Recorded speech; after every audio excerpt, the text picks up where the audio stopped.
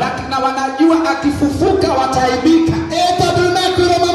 Kwa sababu utaambiwa fungueni.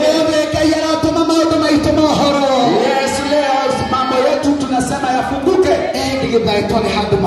Kuna wakati tulikuwa maombi. Kuna maombi niliombea.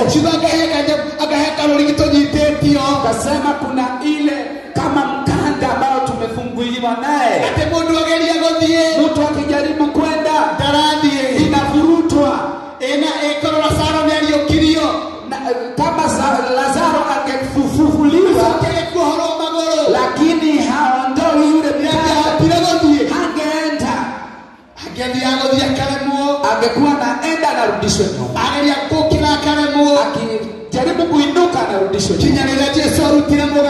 Lakini Yesu akatoa amri, huyu afunguliwe.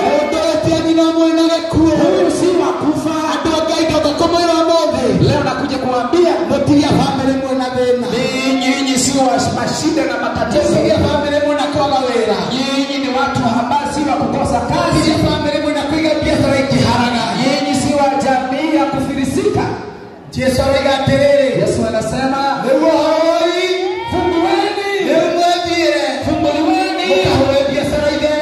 Nendeni mkafanya biashara mnawili.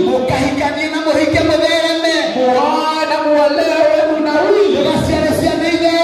Muzae na mnawili. Kwa sababu Kristo amesema tumefunguliwa.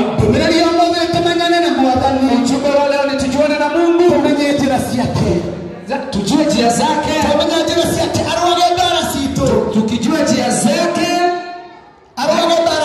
akuwa anapigana vita zetu. Na sisi tunasimama kama washindi. Bwana asifiwe. Amen. God bless you.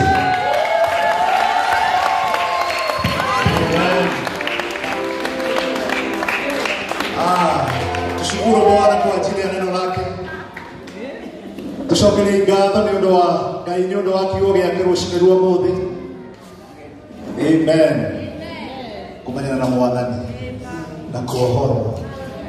Ni undu mwega ati kuohorwo kuma makama ma gikuo. Praise be the name of the Lord. Maundu maitu ni marahorithio muthenya wa muthi thiini wa ritwa ria Jesu Kristo. Akaiturugama na maguru maitu twire Mwathani thengiu ni undu wa kiugo giake kiria yakiririe muthenya wa muthi. Yes, in the name of Jesus. Era Mwathani ni we muohorithie muthenya wa muthi thiini wa ritwa ria Jesu Kristo. Maundu menyanite nake